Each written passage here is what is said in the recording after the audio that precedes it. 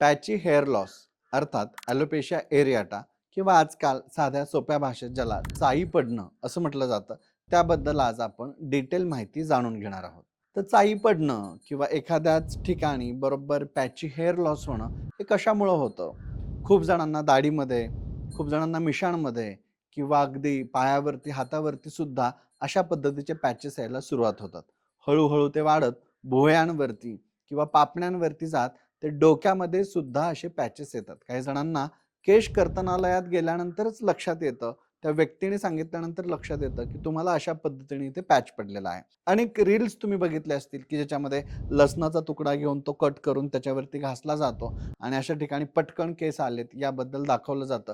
किंवा आजकाल खूप वेगवेगळ्या ठिकाणी आमचं केश तेल लावल्यानंतर कशा पद्धतीने ते पटकन केस येतात याबद्दलचं खूप महत्त्व सांगितलं जातं. एकूणच हा विषय काय आहे, त्याच्या मुळापर्यंत आपण कसं जाऊयात, त्याची कारणं कोणती, लक्षणं कोणती आणि त्याच्यावरती घरगुती उपचारांसोबतच वैद्यकीय सल्ल्याच्या आधारे देखरेखीखाली कसे उपचार केले पाहिजेत, याबद्दल आज आपण डिटेल माहिती जाणून घेणार आहोत. तर पॅची ॲलोपेशिया किंवा ज्याला आपण ॲलोपेशिया एरियाटा म्हणतो किंवा पुन्हा मी म्हटलं तसं चाई पडणं हा जो प्रकार आहे, हा मुळात रोमभोजिषू कृमी अशा पद्धतीचे काही कृमींचं वर्णन आयुर्वेदीय ग्रंथामध्ये आलेलं आहे. हे कृमी आपल्या केसांच्या मुळांमध्ये जाऊन त्या ठिकाणी हेअर रूटला खात असतात. ते अर्थातच दिसत नाहीत. बऱ्याचदा ते रक्तज कृमी या कॅटेगरीमध्ये किंवा रक्तातून जाऊन किंवा बाह्यज कृमी या कॅटेगरीमध्ये सुद्धा ते येतात आणि त्याच्या प्रकारामुळे आपल्याला हेअर लॉस पटकन व्हायला लागतो. मॉडर्न सायन्सने याच गोष्टीला ऑटो इम्यून डिसीज असं पण म्हटलेलं आहे, ज्याला एक सेल दुसऱ्या सेलला खाते.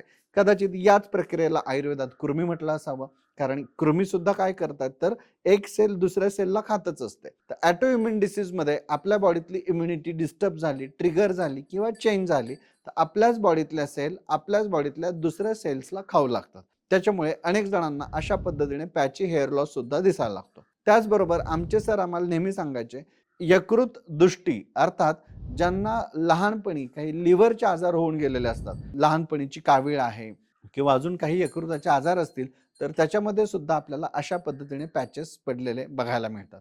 एवढंच नव्हे, दही ज्यांना खाण्याची जास्त सवय असते त्यांच्यामध्ये सुद्धा हा एक हेतू म्हणून येतो. गूळ किंवा गोड पदार्थ जास्त खाण्याची सवय असणाऱ्यांमध्ये सुद्धा या पद्धतीचे पॅची हेअर लॉसचे पॅटर्न्स आपल्याला बघायला मिळतात. साध्या सोप्या पद्धतीने आपण हे समजून घेऊयात की कशा पद्धतीचे पॅटर्न तयार होतात आणि त्याच्या पाठीमागची कारणं आणि उपचार काय आहेत. तर सगळ्यात पहिल्यांदा याचे प्रकार कसे ओळखायचे. साधारणतः 3 प्रकारचे पॅचेस जर तुम्ही बघितलं, म्हणजे पुढच्या भागात येणारे, मधल्या भागात येणारे आणि पाठीमागच्या भागात येणारे. स्काल्प एनालिसिस किंवा केशभूमी परीक्षणाच्या सहाय्याने तुम्ही 3 पार्ट्स मध्ये याला डिवाइड करू शकता. पुढच्या भागात येणारे जे पॅचेस आहेत ते वातज डॉमिनेटिंग असतात, मधल्या भागात येणारे जे पॅचेस आहेत ते पित्त डॉमिनेटिंग असतात आणि पाठीमागच्या भागात येणारे जे पॅचेस आहेत ते कफ डॉमिनेटिंग असतात. एवढंच काय, 7 धातूंचा सुद्धा यांच्या बरोबरती संबंध असतो. अर्थातच पूर्ण शरीरावरती ज्यांना केस गेलेले आहेत किंवा ॲलोपेशिया युनिव्हर्सॅलिस सारखी लक्षणं ज्यांच्यामध्ये दिसू लागलेली आहेत, यांच्यामध्ये रसधातूचा क्षय सुरू झालेला असतो. तर काही जणांमध्ये पॅचेसच्या ठिकाणी रक्तवाहिन्या बारीक बारीक दिसतात किंवा कुठेतरी केस ओढल्यानंतर तिथून रक्ताचा एक थेंब दिसायला लागतो. अशा ठिकाणचे जे हेअर लॉसचे पॅचेस आहेत किंवा जिथे आपण मायक्रो निडलिंग करू शकतो, डर्मा पेन करू शकतो, अशा ठिकाणी रक्तधातूची दृष्टी आहे असं समजलं जातं. मांस धातूच्या दृष्टीमुळे येणारे जे पॅचेस आहेत ते बरोबर बोहरा पडणं किंवा ज्या ठिकाणी 2 केसांच्या ज्या सीमंत एरिया ज्याला आपण म्हणतो असा एरिया असतो, त्या ठिकाणी हे मांस दृष्टीचे पॅचेस सुरू होतात. तर मेद दृष्टीचे जे पॅचेस आहेत, जे स्थूल व्यक्ती, जाड व्यक्ती किंवा प्रकृतीतः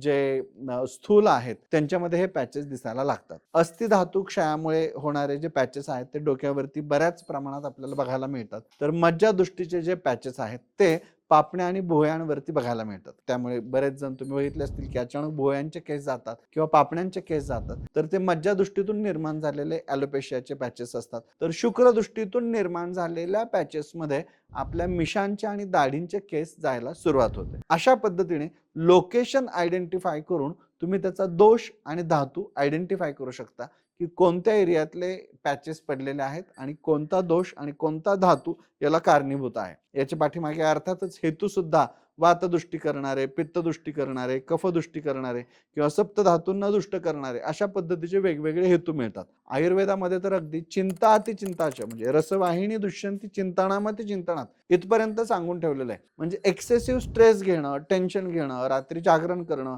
आजकाल IT फील्डमध्ये रात्री पाळी करणारे लोक यांच्यामध्ये सुद्धा कालांतराने लिव्हरवरती त्या टॉक्झिनचा सगळा परिणाम होऊन कालांतराने केस गळायला किंवा पिकायला सुरुवात होतात किंवा अशा पद्धतीने पॅचेस पडायला सुरुवात होतात. या सगळ्यांच्या मुळाशी जाणं खूप गरजेचं असतं. त्यामुळे आमच्याकडे एक टिपिकल पॅटर्न राबवला जातो ज्याच्यामध्ये 3+7+3+5+6+11 या पॅटर्न मध्ये 3 दोष, 7 धातू, 3 मल, पंचमहाभूत, षड्रस आणि एकादशविध भाव यांचं प्रॉपर परीक्षण करून एक डायग्नोसिस करून 17 पानांचा हेअर टेस्टिंग रिपोर्ट दिला जातो. आश्चर्य वाटलं ना तुम्हाला सुद्धा? 2022 मध्ये आमच्या Kesh Ayurveda hair and skin care private लिमिटेडला माननीय मोदीजींच्या हस्ते बेस्ट आयु स्टार्टअप अवॉर्ड मिळालेला आहे. तर समजून घेऊयात की ही पद्धत नक्की कशी आहे. याच्यामध्ये पेशंट आल्यानंतर त्याची स्काल्प फोटोग्राफी केली जाते. स्काल्प फोटोग्राफी केल्यामुळे कोणत्या एरियात पॅच आहे, त्यामुळे तो वाताचा आहे, पित्ताचा आहे की कफाचा आहे हे ओळखणं सोपं जातं. त्याच्यानंतर स्काल्प अनालिसिस केलं जातं. स्काल्प अनालिसिस मध्ये त्या पॅच मध्ये number of hair per hair follicle किती आहेत, number of hair follicle per square centimetre किती आहेत याची माहिती घेतली जाते. त्याचबरोबर ते फॉलिकल वाताने, पित्ताने किंवा कफाने नक्की कशामुळे ब्लॉक झालेले आहेत, का तिथं डॅन्ड्रफ आहे का, एक्सेसिव्ह डॅन्ड्रफ आहे, तिथे नॅचरल स्वेटिंग होतंय का की स्वेटिंगच होत नाहीये याची कारण मीमांसा कळते. त्याचबरोबर ॲलोपॅथीच्या अँगल मधून तिथे एक्सक्लेमेटरी मार्क आहे का, त्या ठिकाणी क्वेश्चन मार्क आहे. हेअरचे मार्क्स लिटरली दिसतात आपल्याला स्काल्प अनालिसिस करताना की ते एक्सक्लेमेटरी आहे का क्वेश्चन मार्क आहे, त्यानुसार तो ॲलोपेसिया एरियाटा आहे, ॲलोपेसिया टोटलिस आहे हे ओळखायला सोपं जातं. एवढंच नव्हे, स्काल्प अनालिसिसच्या सहाय्याने हेअर रूट, शाफ्ट आणि टिप बद्दल आपल्याला अचूक अंदाज बांधता येतो. त्यानंतर वेगवेगळ्या रिजन मधून 5 हेअर सॅम्पल्स कलेक्ट केले जातात आणि ते हेअर सॅम्पल्स एका टेस्टिंग लॅब मध्ये पाठवले जातात. हेअर टेस्टिंग लॅब मध्ये या सॅम्पलवरती रूट, शाफ्ट आणि टिपचं बायफर्गेशन केलं जातं आणि त्यानुसार ॲनाजन, कॅटाजन, टेलोजन 3 रूट मध्ये हे हेअर आलेले नक्की कोणत्या फेज मध्ये त्यानुसार त्यांची वात, पित्त आणि कफाची स्टेज ओळखणं. त्याचबरोबर शाफ्ट मध्ये क्युटिकल, कॉर्टेक्स आणि मेडुलाचा त्यांचा प्रकार कसा आहे, तिथं डॅमेज किती आहे ते ओळखणं. मेडुलामध्ये कंटिन्युअस, इंटरप्टेड, फ्रॅगमेंटेड, सॉलिड आणि नन या प्रकारांपैकी कोणता नक्की प्रकार या व्यक्तीच्या हेअर मेडुलामध्ये, आपण म्हणतो ना बालों को अंदर से पोषण की जरूरत है, तर मेडुला म्हणजे आतलं पोषण, तर ते पोषण नीट नसेल, तो कंटिन्युअस असेल तर उत्तम आहे, पण इंटरप्टेड, फ्रॅगमेंटेड असेल तर त्याच्या पाठीमागचं कारण शोधावं लागतं. ते कारण याच्यामध्ये शोधलं जातं आणि त्याच्यानंतर एक सिंपल टिप डिसऑर्डर शोधले जातात. तुम्हाला माहिती आहे, फक्त 2 मुहे किंवा 4 मुहे बाल असं नसतं, फक्त स्प्लिट एंड नसतात. ऑलमोस्ट 17 प्रकारचे वेगवेगळे स्प्लिट एंड सांगितलेले आहेत. याचं अचूक निदान जेव्हा होतं, रूट, शाफ्ट आणि टिप डिसऑर्डर जेव्हा फाइंड आउट केल्या जातात, त्यावेळी आपल्याला एक मॅथमॅटिकल रेशो मिळतो की या पेशंटमध्ये डिसीज ट्रॅव्हल जो आहे तो रूट टू टिप आहे का टिप टू रूट आहे. जसं वडाचं झाड आहे त्याच्यामध्ये वरून पारंब्या खाली येतात, पण नारळाच्या झाडामध्ये खालून आकाशाकडे ते जात असतं. याच्यानुसार आपल्याला त्या पेशंटमध्ये नारळापासून तयार केलेली सिद्ध तेलं वापरायची का वडाच्या झाडापासून तयार केलेली सिद्ध तेलं वापरायची, हे रूट टू शाफ्ट का शाफ्ट टू टिप म्हणजे पृथ्वीकडून आकाश का आकाशाकडून पृथ्वी, कोणत्या पद्धतीचा डिसीज ट्रॅव्हल आहे तर याला कोणत्या पद्धतीचं तेल वापरलं पाहिजे हे ठरवता येतं. एवढंच नव्हे, आयुर्वेदामध्ये केस गळत असताना त्या केसांची पोरोसिटी टेस्ट आणि त्याच्यानुसार त्याला लागणाऱ्या विस्कोसिटीनुसार तेलातली विस्कोसिटी ही ठरवली जाते. तुम्हाला माहिती असेल की तीळ तेल वेगळं विस्कस आहे, खोबरेल तेलची विस्कोसिटी वेगळी आहे, शेंगदाणा तेलाची विस्कोसिटी वेगळी आहे, करंज तेलाची विस्कोसिटी वेगळी आहे, एरेंडेल तेलाची विस्कोसिटी वेगळी आहे.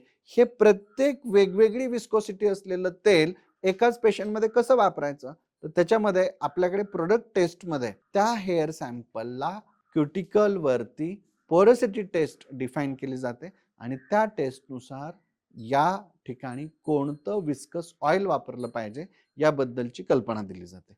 अशा वेगवेगळ्या पद्धतीने काही डायग्नोस्टिक मेथोडॉलॉजीज वापरून, लेटेस्ट मशीन्स आणि इन्स्ट्रुमेंट्स वापरून आपण अचूक निदान करू शकतो की हा पॅची हेअर लॉस कशामुळे होतोय. आणि मग त्याच्यानंतर सुरू होतात ते घरगुती उपचार, तुम्ही खूप छान छोट्या छोट्या पद्धतीने सुद्धा याला कंट्रोल करू शकता, ज्याच्यामध्ये सगळ्यात पहिल्यांदा काय टाळावं, तर अशा पॅचेस आलेल्या रुग्णांनी सगळ्यात पहिल्यांदा दही टाळलं पाहिजे, लिंबू टाळलं पाहिजे, लोणचं टाळलं पाहिजे, मीठ खाणं टाळलं पाहिजे. त्याचबरोबर गवार आणि शेवगा याचं प्रमाण आपण कमी केलं पाहिजे. लोकल ॲप्लिकेशनमध्ये म्हणजे तिथे काय लावावं याच्यामध्ये लसूण, तुम्ही ऐकलं असेल की लसणाची कुडी घेऊन ती कट करून तुम्ही तिथे कफज प्रकारचा ॲलोपेशिया असेल तर नक्की वापरू शकता. त्याचबरोबर तुम्ही मिरं उगाळून लावू शकता. एवढंच काय, जायफळ सारखे पदार्थ किंवा आत्ताच्या काळामध्ये डर्मा पेन, डर्मा रोलर, त्या ठिकाणी मायक्रो निडलिंग सारखे उपचार वैद्याच्या देखरेखीखाली तुम्ही करू शकता. रुईच्या चिकापासून बनवलेला मंदार लेप हा सुद्धा याच्यामध्ये उत्तम काम करतो. त्याचबरोबर आपल्याकडे असलेलं ॲलोपेशिया एरियाटा सिरम किंवा ट्रायराइज ऑइल किंवा क्रिसेटा ऑइल सारखे ऑइल त्या ठिकाणी 2-2 ड्रॉप्स जरी आपण टाकलेत तरी सुद्धा त्या पॅच पडलेल्या ठिकाणी केस यायला खूप सुंदर मदत होते. दोष आणि धातूंची जी तुम्हाला मी संकल्पना सांगितली त्यानुसार आपल्याला आयुर्वेदातली काही वातग्न आणि केश्य, पित्तग्न आणि केश्य, कफग्न आणि केश्य अशी औषधं आपल्याला वापरावी लागतात. कधी-कधी रसकेशायू, रक्तकेशायू, मांसकेशायू, मेदकेशायू, अस्थिमज्जा केशायू किंवा वृषकेशायू सारखी औषधं वापरून सुद्धा आपल्याला याच्यावरती अचूक उपचार देऊन उत्तम रिझल्ट्स आणता येतात. तुमच्याही निदर्शनास जर कोणी असे पॅची टाइप ऑफ ॲलोपेशियाचे रुग्ण असतील तर त्यांना याबद्दल नक्की माहिती द्या. आयुर्वेद हा it is a perfect blend of ancient science and modern technology. Ancient science and modern टेक्नॉलॉजीचा परफेक्ट ब्लेंड करून लेटेस्ट इन्स्ट्रुमेंट्स वापरून आपण सुद्धा या प्रकारच्या पॅची हेअर लॉस मधून स्वतःला मुक्त करू शकता. विसरू नका केश आयुर्वेदला भेट द्यायला. धन्यवाद.